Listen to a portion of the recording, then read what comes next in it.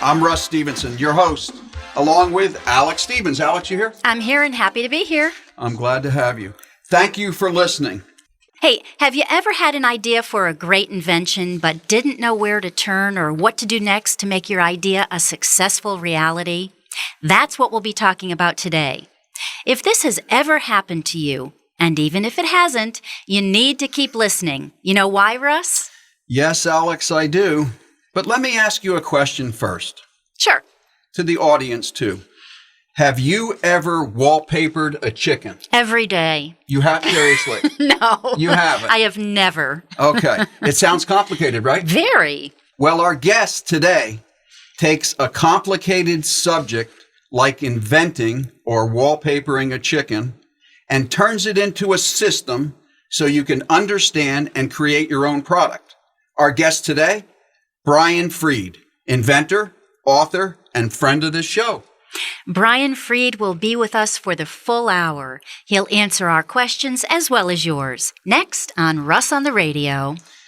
Brian Freed, inventor, consultant, I'm going to run out of breath, coach, licensing agent, serial inventor, speaker, author, radio host, and invention developer.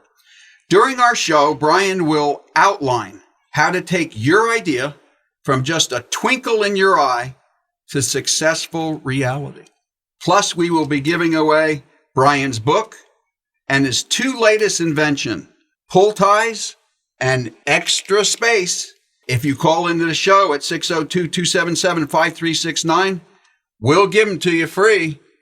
Welcome to the show, Brian. Glad to have you on Russ on the Radio. Russ and Alex, thank you for having me. Glad to have you, sir. Absolutely. Brian, can you tell us how it all began for you? How did you come to be such a successful inventor? Thank you very much. It's been a long time ago, 41 right now, and I remember back in the day when I was just a kid, I used to look at things and see how things worked. I was curious. And as I got a little bit older and I got married and I had a kid, I started to take my inventions a little bit more seriously. I started to watch how my wife would actually start to prepare meals and do different things, and I started to just pay more attention and take those ideas a little bit more seriously to say, you know what, I think it's about time that I take everything that's in my head and start to put it down on a spreadsheet and go through from a marketing perspective, put my emotional side away, and start to hammer out and see what I could do with these ideas. And that's the tough part, right? Because sometimes people are very creative, but it's that marketing thing that gets us. You know what it is, Alex? So many people, when they come up with an idea, it's an emotional attachment. It's your baby. And what you have to do is separate that and say, I'm starting a business. I need to do my research and development. I need to pay attention to what it is and how it is and to see if there is potential, not just to hang a patent on the wall, but to be able to get some kind of return for your investment and the time and resources and energy that you're going to put in. So that's really the trick to making a successful invention is to actually look at the product from somebody else's eyes rather than yours. Interesting. I'm holding all your products, Brian, in front of me. And you know we've talked, and I've actually purchased some, and we have your book, You and Your Big Ideas, a resource guide for inventors, innovators, and entrepreneurs. Did you write the book first, or did you invent first? I actually started to invent first, and I started to take an interest in some of my ideas and work on them. And I brought one of them, specifically my Balluna band, up to a certain level of success. And as I was doing that, I was going to a local inventors club and started to realize that other people needed help and just continued to brainstorm with them. And people were coming to me for help at that point. It was back early 2000. People started to ask me questions and go through it. And I said, you know what? People really need more answers out there. And if I can do it, they can do it. I just kept kind of moving along where I got more active in the Inventors Club.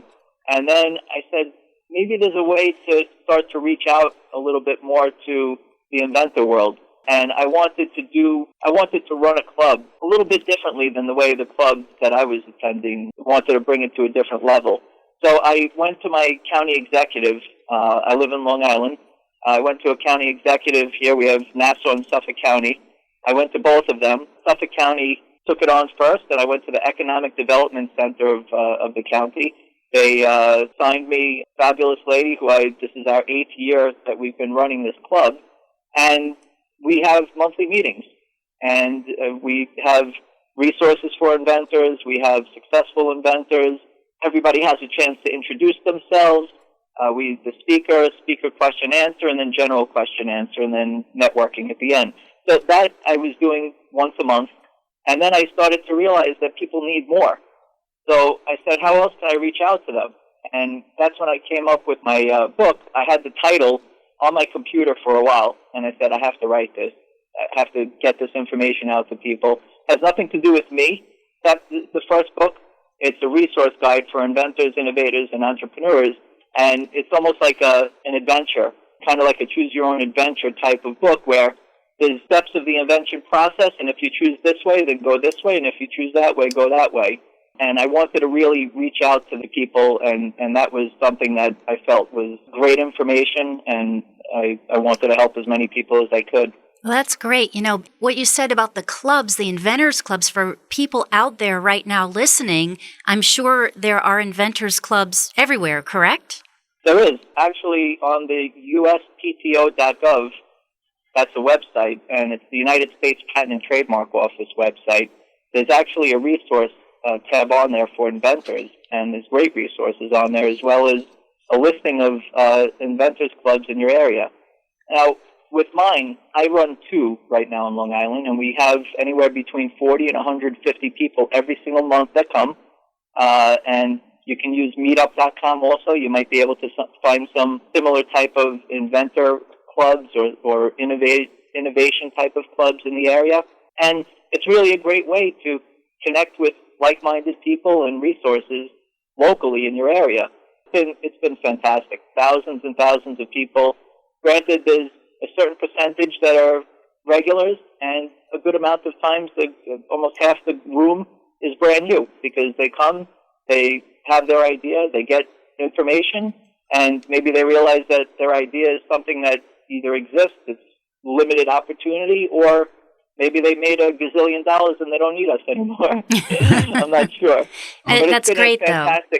It's been a fantastic experience. I have the transcript in my publisher right now for my second book, which is called Inventing Secrets Revealed. Tell everyone about pullties.com. I'm holding them here. And Extra Space, 2 of your new inventions, which everyone I show these to, everybody wants one. So explain if they're really neat. Aren't they, guys? Absolutely. I've got one. I know you of do. Each. You have one, Tina. I have one. Okay. So yeah, we want the people listening to know what exactly they do because it's very cool. Thank you very much. There was one night when I came home, I had leftovers, and there was no. Actually, this is for Extra Space. I'd kind of just give you a premise on both of them. There was no room left in my fridge for my leftovers, and I saw that there was a carton of eggs that was on the shelf, and I opened it up, and there was 1 egg left in there. And I said, this is so silly. 1 egg, this big carton, I'm sure I'm not the only one that did it. Started to ask around, people did the same thing. Yeah. So I came up with a collapsible egg tray called Extra Space, EGGS, Extra Space, get it? Yes. And Very cool. The other product, Pull Ties, there was those chip flips and those plastic tabs that come on the bread, and there's the twist ties that I would rip my fingers apart with and turn the wrong way and keep turning and trying to get them off. And I started to see that a lot of the plastic bags that I was putting together, closing up with these things, my food and my bags and whatever was in them was getting stale, and I started to realize that there was a lot of food being wasted out there. And I started to look around and said, you know what? There's plastic bags and cereal bags. In my pantry, there's all different types of bags. In the freezer, maybe I buy one of the big club bags of French fries or mixed vegetables, whichever it is, and what do you do after you open them? There's bread. There's all different types of products, bags that are just in your kitchen. So I said, you know what? I took a. If you saw them, you would understand. But I saw Here, like a. I'm holding them. Can you see them? Yeah, I see them. Okay. I found like a drawer lock from my daughter, that we used so she couldn't open the drawers when she was a baby. And I had a pair of sweatpants on that had like a little button that, kind of pulled the string up and down. And I drew it out, and I said, you know what, this could be something cool. Let's flip the bag in that loop part above the button, push the button, pull it up, and seal it tight. And I came up with pull ties. Now, you have two of my inventions, Russ and Alex. I have many others that have been on As Seen on TV. I have Not Out. I have Shogun Steamer, which is cool. It had a couple different names to it. I have my Balluna band. I'm keeping a couple secret from you, Russ. Yes, you are, and I'm very upset. I'm going to have you come back. You have to come back. Thank you. And you have to send me some, please, okay? Absolutely.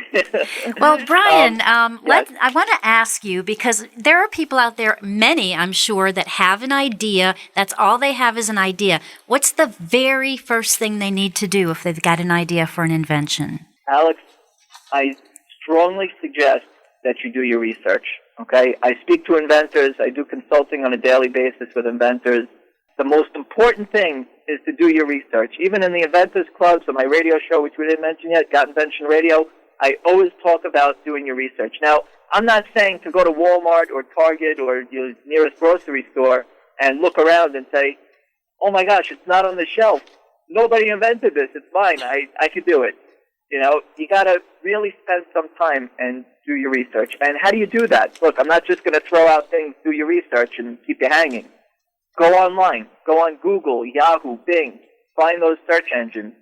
Put in a description of your idea. If you come up with a great name for your invention, it doesn't mean that you're going to find this unique name that's out there and somebody exactly have the same similar thing.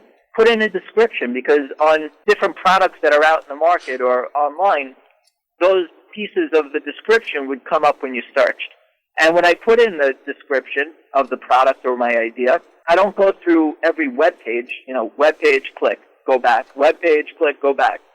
What I do is I'm a visual guy, and I want to be able to see what's out there quickly and see the variations of it. So on every search engine, you have those options where it says web, video, shopping, images, ding, ding, ding, images. I click on images, and I see hundreds at a time of different products that I just described come up. And those are the top ones that come up. And then I start to keep them, I copy the URLs, and then I keep it on the side, and I keep going, and I keep going, and I think about how my idea is different, and then I start to make decisions. But doing your research on those multiple search engines, going on the website, which anybody that's involved with looking up their invention ideas is, without question, go to uspto.gov, United States Patent and Trademark Office website. You go on there, you click on patent, you go down a little bit, you click on quick patent search, you put in the descriptions again, and you search, and you see what similar products are out there. I also take a look at the industry catalog. I subscribe to some of the catalogs. If I don't, then I do, and I look to see the industry news. And I go around, and I go to the stores, and I visualize where I see my products being sold. And I see what similar type of products are out there. And then I go on catalogs online. That's where you build up at least some ammo to be able to go to a patent attorney or agent and say, you know what? Brian, hold that thought for 1 second till after the hard break here. If you just tuned in, you're listening to Russ on the Radio. Our guest today is Brian Freed, who holds, I think, Brian, correct me if I'm wrong, 5 patented inventions and has an additional 5 that are patent pending. I think those turned to patent, so I think I'm over the 12, or I'm about 12 now. 12 See, patents. you didn't keep me informed. Well, that was before yesterday. Yes, it's That was incredible. one of my old bios. It's incredible. This guy's a giant. Go under pull, PULLTIES.com and see Brian on QVC, and you'll get Thank you, Russ. You'll get a great picture of what is actually going on, because it ain't easy getting on TV. Absolutely. So we've got someone who really knows what he's talking about. And Brian, what I'd like to ask you to do for our listeners who are, maybe have never done anything at all in this arena, past the stage of research, can you enumerate a few steps in a few words, what the next steps would be? Absolutely. And by the way, the pullties.com, if you go on inventorconsulting.com, there's actually a little video where you can see my pull ties, extra space, all those type of things. And those products are also available on Amazon. I get better rating on Amazon if people order, if they're interested. That would be great. What is the website again on Inventors? Inventorconsulting.com. Okay. And then maybe later in the show we'll talk. Gotinvention.com is a tremendous resource for inventors. I've spent hours and hours interviewing pretty well-known people, but maybe we'll get to that a little bit later. Yes, we'll get that in the fourth segment. Go ahead, Alex. Super. So, or go ahead, Brian. Alex, I'm sorry. You asked the question, really, what to do with your idea. Well, we spoke about the search part. Once you kind of gather all that information together, I'm a big fan of using a specialist, talking to somebody that once I compile all that information to get a better opinion than just my own, because I might not be an expert in intellectual property searching and comparing claims and all that information. So I bring what I find to a patent attorney or agent. I ask them to take a look and see what I found versus what my idea is, and to get a little bit deeper, because I kind of started them off, but they should still continue the search, and get an opinion from them. Is my idea patentable or not? And what that's going to mean is, am I going to have some kind of intellectual property to protect my idea moving forward? And that's all part of the research and development stage of what I do. And again, I am emotionally attached, but at the same time, I'm ready for my response. Is it patentable or is it not patentable? If it is patentable, that gives me some options. No matter what, if it is or it isn't, there's choices and there's ways for you to commercialize your idea. But it's always good to, once you start at that point, and there is some kind of patentability opportunity, I like to get a 3D drawing done, which is a CAD drawing. It's very easy these days. It's a lot different than it was when I first started. There's many people that are doing 3D drawing that take your idea, put it on a computer instead of the chicken scratch that I used to do on paper, and then you take those files and you upload it to many different websites, or you bring it locally to a 3D printer, and you can actually see your idea in a couple hours right in front of your face. Wow, that's the prototype basically, right? That's right. And then once I have a prototype and I maybe tweak and turn a little bit to be able to get it how I would like it to look, that's when I might go back and take my intellectual property protection filing a little bit more seriously. So I'll file maybe a provisional patent, which will give me the right for 1 year to say that my idea is patent pending. And it's not a patent, it's a filing date. So within that 1 year, I need to file a non-provisional patent, otherwise known as a utility patent, to be able to put it in and show it in front of a patent examiner. And that's where it starts to get a little bit heavier with some expenses, but it's all relative to what kind of idea you're coming up with and who you're speaking to and who's doing the work for you. A quick question. You can just say yes or no. Do you use a non-disclosure agreement? When I'm working with a CAD or a product designer, working with a prototyper, maybe sharing my idea before I even start to spend any money with you or with Alex or my next door neighbor, whatever it is, there's something called a non-disclosure agreement, and it's good to have on file. Or you can have your cousin Vinny take care of them if they do disclose it. But I have on my inventorconsulting.com website, I have a non-disclosure agreement that was from score.org on their toolbox on their website, which I use on mine, and that's a free non-disclosure that anybody could take. And if you have an idea and you're brainstorming, go ahead and have people sign it, keep it on record, because you never know down the road, once it does get to a point where you may have opportunity, partnership, licensing opportunities, they ask you who you showed, at least you have some kind of backlog of who you showed it to and that you have protection on it. Sure. Yeah, and SCORE is a great organization to go to for any business questions. Isn't that correct? Absolutely. They're great. They're retired executives. You find the right one that can make a match for you, sure. And it's free. Yep, and it's free, and it's part of the Small Business Administration. I believe that they fund it, and still, Right. hopefully still fund it. Yep. Do you believe in mentors and having a mentor when you're an inventor? Well, that's what I do every day. After this show, I'm going to speak to a couple of inventors, and last night I spoke to a couple of inventors from Miami on Skype. I'm basically the mentor. I'm a coach. I'm your partner without taking percentages of your idea.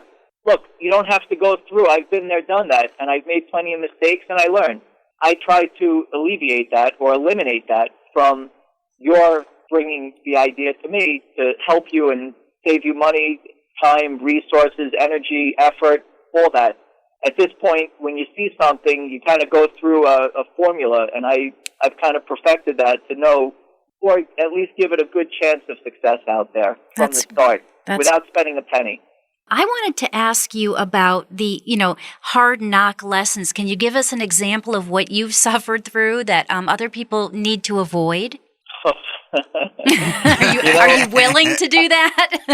I'll tell you, Alex. Those are the ones that I've been trying to forget. But your experience can certainly help our little babes in the woods to avoid it. Well, look, I can tell you a real strong lesson that I've learned that I share with many of the inventors that I work with, or if they read my blog, they'll see some of the on inventingtips.com. And I have a new website that's going to be launching that has all these different things together, but I can't announce it yet. Maybe people can connect up with me and keep updated on events coming up with me in the future that I can share. What's the with easiest them. way to connect with you, Brian? I'm very active on LinkedIn. I have to say, LinkedIn, between my blog posts and interesting articles that I find and wanting to speak with me, it's a good start. LinkedIn, Brian Fried. Okay. You asked me the question, Alex. I have to say that opening up and seeing what the window of opportunity is for a product is so strong. Here's an example, okay? I'm not picking on anybody, but here, let's say I come up with this really cool golf ball, okay? You play golf, right? You came up with this great golf ball, okay, Alex? Yeah. So you go to the country clubs, you go to your local golf course, you look around and you go, oh my gosh, everybody here plays golf. I can't believe this. And then next week you go out to another golf place, maybe a friend, and you're like, oh my gosh, I can't even get tea time. It's packed. Horror story. So I like to keep it as positive as possible, but it's definitely a lesson learned. So I was saying that everybody, Alex is the golfer, and she has this golf ball that she came up with, and she's in the environment of golfers all the time and all the different places that golfers golf. She looks around and says, oh my gosh, everybody plays golf, right? And she's looking around and talking to everybody plays golf. But when you step out of the golf course and you start asking people if they play golf, you'll realize that golf, although it's very popular, is niche.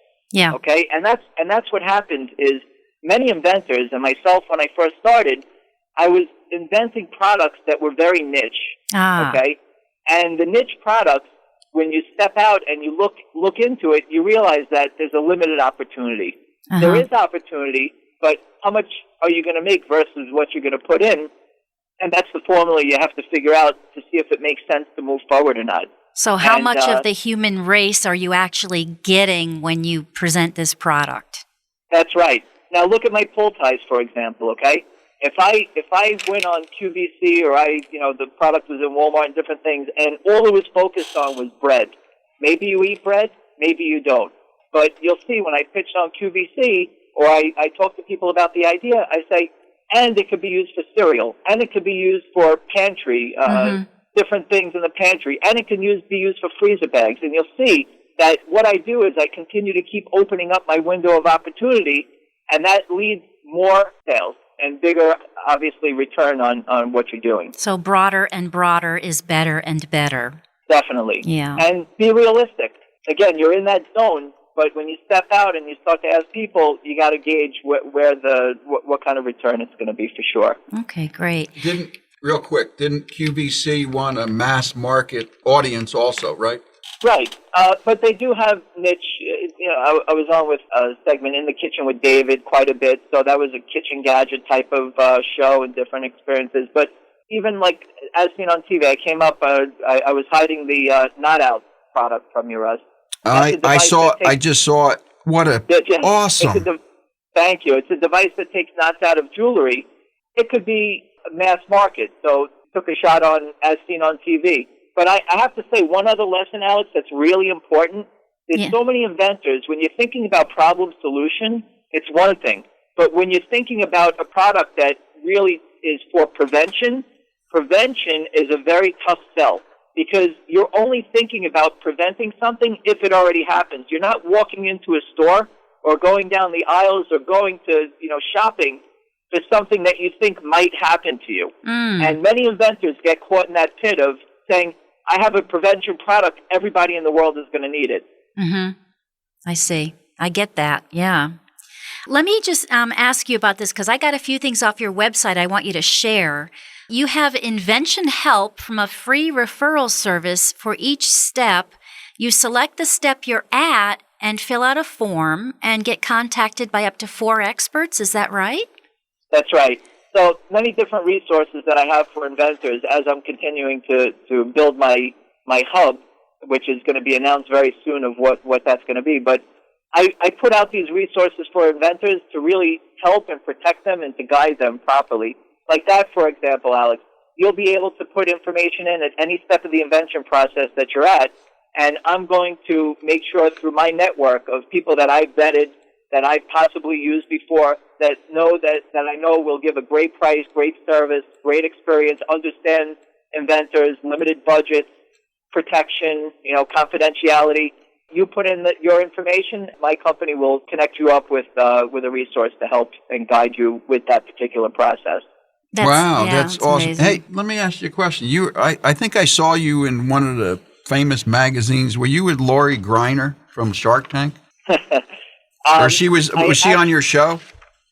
She was. I knew Lori when I was on QVC for 3 years in the green room. We bumped into each other quite a bit. I have my radio show, Russ and Alex, which I think you mentioned earlier. It's called Got Invention Radio. You can go to gotinvention.com, GOTinvention.com.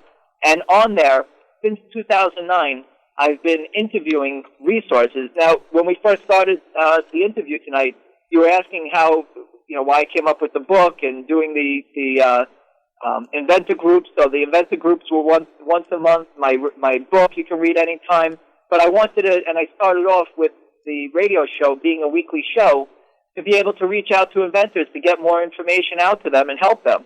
I've been interviewing all different types of people. I've had Lori Greiner from Shark Tank. I've had other Shark Tank contestants on my show. I've had LegalZoom, the representative from LegalZoom, Alibaba, Hasbro, ThomasNet, Johnson & Johnson. I've had the inventor of the cell phone on Marty Cooper. I've had the inventor of the Jenga. I have any step or any topic of the invention process. If you want to know if your invention is a tax write-off, marketing, blogging, social media, whatever from manufacturing to outsourcing to distribution to warehousing. Can you send some of those people my way? 150 plus interviews that I'm doing on there. That's great. And what's the website where people can find all that great information? It's gotinvention.com, but I'm like, it's at the tip of my tongue to tell you, but I don't want to announce it yet. You can come back and announce it. I have a major platform that I've been working on for a long time that's just about to launch that's going to have all my resources in one and then some. Fabulous. So I'm really excited. Yeah. And you also have on your website that you offer one-on-one inventor consulting as well. Well, my inventorconsulting.com website is an easy way to just get a bit of an understanding about me and how I work. I have my video on there, and I have testimonials. You can see many testimonials and recommendations from LinkedIn. When you're on there, you'll see a little pop-up, and I give the opportunity for an inventor to get to know me a little bit before they sign up with me as a consultant or coach. I offer a 5-minute free consultation to understand what it is that you have and how I might be able to help you. And you can make a decision if you'd like to hire me for a 2-hour retainer, which I really don't charge that much. I just get paid a little bit for my time. I make sure somehow, one way or another, that whatever you pay me, I make sure that I save you, whether it's headaches down the road resources that you're going to be connected up with, I make sure that you get your money back somehow with anything that I could save you or help you with. That's fabulous. And what's the contact for that service? InventorConsulting.com, and you'll see the options of the different services that I offer. Go ahead and pick a 5-minute free call or Skype or anything that you like to connect up with me. I'm happy to talk to you one-on-one and see what direction and how I can help you. Listeners, contact Brian Freed. Brian, real quick, we still have time, but real quick, go over the list of products you've developed since I'm out of the loop now. I feel bad if I leave any of my babies out, but balloon fan, full size, extra space, microwave cooker, not out. I developed with my daughter a product called Fosterizer. I have a dog leash that it's a kit. I feel bad if I leave any of my babies out. I mean, my books are my inventions. I'm working on a bunch of other ones. I'm working with other inventors and their products to get their products out in the market. Not out, I mentioned earlier, which is a device that takes knots out of jewelry. Just really fun stuff. Nothing major like blown out the water type of stuff, but things that make your life a little easier. And that's what you have to do. When you see things out there and you see people doing things, see if it could be done a little bit better. And if it makes sense, if it takes 2 steps to get what really was 1 step in the first place, it doesn't make sense. Make sure that it's an improvement on something and show it around to talk about it a little bit and see if you got something that is opportunity for you, licensing or manufacturing. Brian, we're coming to the end. Thank you so much. I hope you'll come back when you release this new site, would you? I would absolutely love to, and I really appreciate your support and allowing me the opportunity to share my experiences and resources to the inventors and entrepreneurs and wannabe inventors out there listening. You can come on anytime, Brian. Friend of the show, Brian Freed.